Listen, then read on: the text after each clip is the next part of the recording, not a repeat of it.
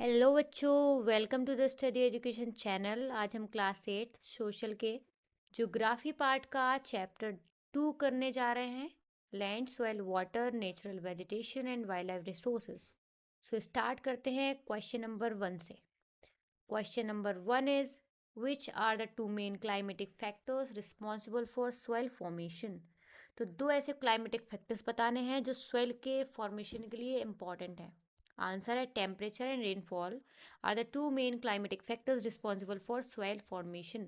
तो एक हो गया टेम्परेचर, दूसरा हो गया रेनफॉल। ये दोनों इसके आंसर से दोनों क्लाइमेटिक फैक्टर्स हैं। बाकी आप इसका आंसर जो है पूरा यहाँ से विच हटा के बाकी पूरा कॉपी कर सकते हैं। तो मेन जो आंसर है वो टेम्परेचर एंड रेनफॉल है। तो सेकंड क्वेश्चन है right any two reasons for land degradation today. आज जो लैंड डिग्रेडेशन हो रही है, जो ज़मीन बर्बाद हो रही है, खेती के काम की नहीं बची है, तो उसके दो रीजंस बताने हैं, दो कारण बताने हैं। तो आंसर है deforestation and the discriminate use of chemical pesticides and fertilisers in agricultural lands are two factors contributing to land degradation.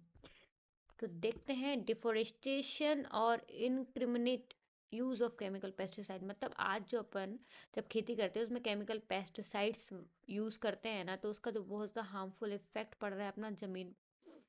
तो एक जगह अपन मान लो अगर अपन ने कंटिन्यूसली 10 साल वहाँ पे खेती कर ली केमिकल्स को यूज़ कर करके, तो आगे वो पूरी ज़मीन बर्बाद हो जाएगी, खेती के योग्य नहीं रहेगी। और डिफोरेस्टेशन भी कर रहे हैं अपन, पेड़ों को काटना जो होता है वो डिफॉरेस्टेशन कहलाता है। तो केमिकल पेस्टिसाइड्स का यूज़ और डिफॉरेस्टेशन जो है वो लैंड डिग्रेडेशन का कारण है बहुत बड़ा। तो जो deforestation, indiscriminate use of chemical pesticides और जो फर्टिलाइजर्स यूज़ कर रहे हैं अपन एग्रीकल्चरल लैंड में, वो भी इसका रीज़न बन सकता है। तो ये जो दोनों हैं वो टू फैक्टर्स हैं जो लैंड डिग्रेडेशन के लिए कंट्रीब्यूट करते हैं। Question number third is why is land considered an important resource. Land को, अपन जमीन को अपन इम्पॉर्टेंट रिसोर्स क्यों कह रहे हैं? तो land is considered as an important resource as it provides habitation to a wide variety of flora and fauna. देखो, अपन लैंड को इम्पॉर्टेंट रिसोर्स इसलिए कह रहे हैं क्योंकि ये बहुत सारे फ्लोरा और फाउना मतलब प्लांट्स को और एनिमल्स को क्या देता है? हैबिटेशन देता है, रहने की जगह देता है। Also used by human beings for various purposes such as agriculture, forestry, mining, building houses and roads and setting up industries। इसी तरीके से जो ह्यूमन बींग्स हैं वो भी इसका यूज़ करते हैं एग्रीकल्चर के लिए, खेती करने के लिए, फॉरेस्ट्री मतलब जंगल बनाने के लिए, और माइनिंग मतलब खदान खोदने के लिए, बिल्डिंग हाउसेस मतलब घर बनाने के लिए, बिल्डिंग्स बनाने के लिए, रोड्स बनाने के लिए, और इंडस्ट्रीज मतलब जो बड़ी बड़ी फैक्ट्रीज हैं उनको खोलने के लिए। तो ये इसका, इसलिए इसको इम्पोर्टेंट रिसोर्स बताया गया है। सीधी बात है, ज़मीन ना होती तो क्या होता, कहाँ रहते, कुछ ना हो पाता, इसलिए इम्पोर्टेंट रिसोर्स है। So question number 4 is name any two steps that government has taken to conserve plants and animals. दो ऐसे स्टेप्स बताइए जो सरकार ने लिए हैं प्लांट्स और एनिमल्स को बचाने के लिए। तो ये अपना क्वेश्चन से first line to steps that, ये जो फर्स्ट लाइन है ना ये वाली, हाँ, इसमें जो है जो टू स्टेप्स हैं जो गवर्नमेंट ने लिए हैं प्लांट्स और एनिमल्स को कंजर्व करने के लिए, वो अपन साइमल्टेनियसली पढ़ते हैं लाइन से। First point is has setup in national parks, उन्हें national parks wild life sanctuaries को बनाया है। इन बायोस्फीयर रिजर्व्स भी बनाया है for protecting natural vegetations and wild life. Natural vegetation मतलब प्लांट्स जो है नेचुरली उनको प्रोटेक्ट करने के लिए, और जो वाइल्ड लाइफ है मतलब जंगली जानवर हैं उनको भी प्रोटेक्ट करने के लिए। फॉर एग्जांपल जैसे काजीरंगा नेशनल पार्क है असम में, ये नेशनल पार्क का एग्जांपल है, बहुत फेमस नेशनल पार्क है। और आई होप कि आप विजिट करके आए हों, और बाकी ना आए हों तो कोई ना कोई नेशनल पार्क और वाइल्ड लाइफ सेंचुरी ज़रूर जाना।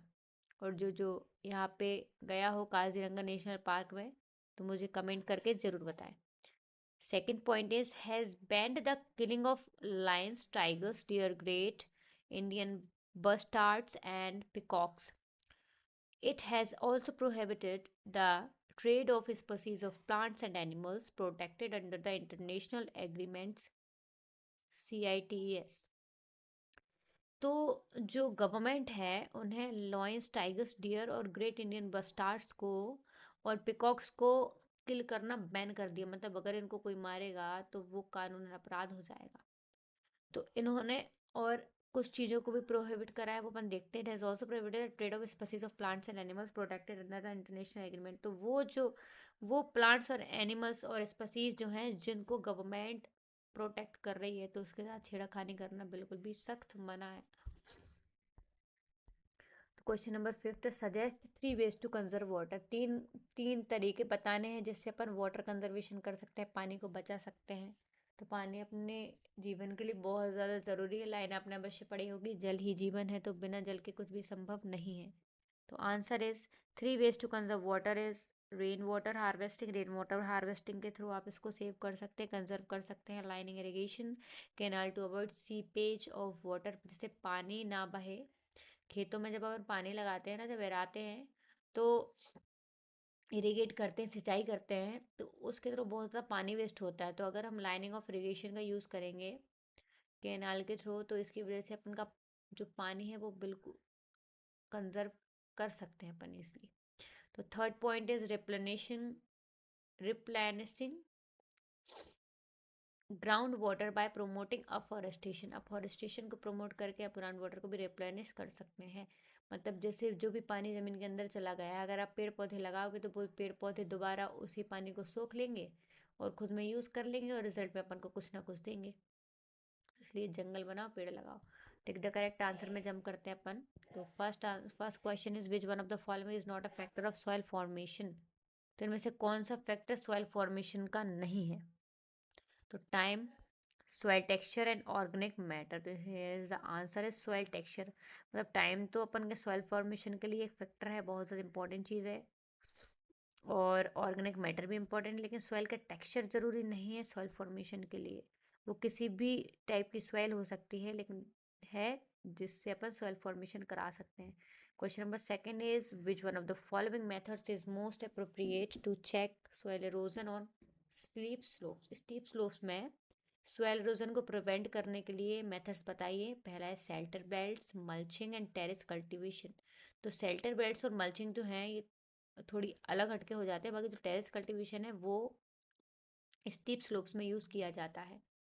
इसमें क्या करते हैं अपन, मतलब जो बड़े बड़े पहाड़ होते हैं ना, तो उनमें खेती की जाती है और पानी को कंजर्व किया जाता है। विच one of the following is not in favour of conservation of nature. Nature को कंजर्व करने के फेवर में कौन नहीं है? Switch off the bulb when not in use. जब बल्ब का यूज़ ना हो तो उसको बंद कर दो, बिल्कुल सही बात है।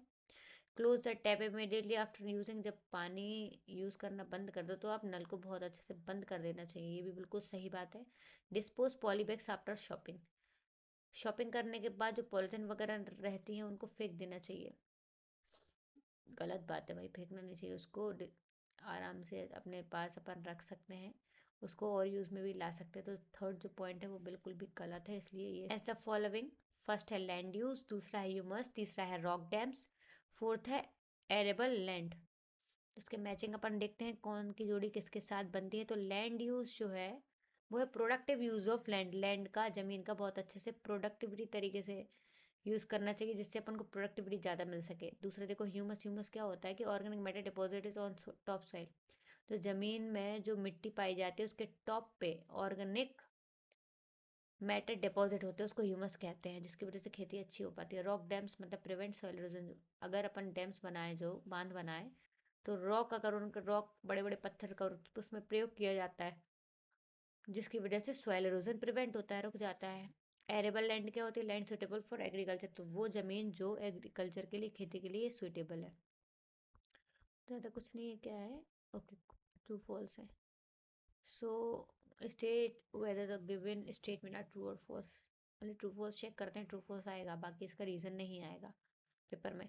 The Ganga Brahmaputra plain of India is an over populated region. तो आपको पता है ना, जो गंगा ब्रह्मपुत्र एरिया है वो ओवर पॉपुलेटेड है क्या? यस, ट्रू है। इस जगह पे बहुत ज़्यादा पॉपुलेशन है, हाईली पॉपुलेटेड एरिया है ये। सेकेंड है वाटर अवेलेबिलिटी पर person in India is declining. Yes, true. जो हर एक पर्सन से अगर अपन वाटर की अवेलेबिलिटी कंपेयर की जाए तो जो पानी है उसकी बहुत ज़्यादा कमी हो रही है, इसलिए ट्रू है। Rows of trees planted in the coastal areas to check the wind movement is called intercropping.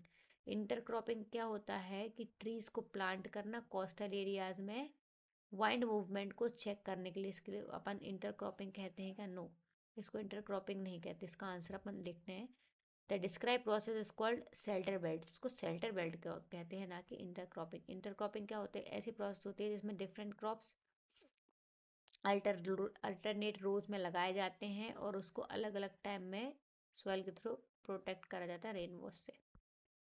तो आंसर है वो, क्वेश्चन नंबर 4 है, human interference and change of climate can maintain the ecosystem.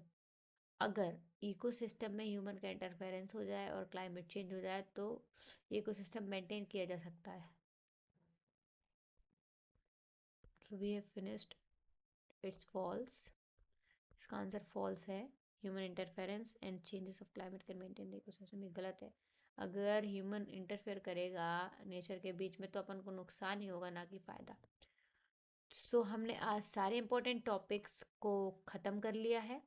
मिलते हैं अगली वीडियो में। Video के and तक जुड़े रहने के लिए धन्यवाद।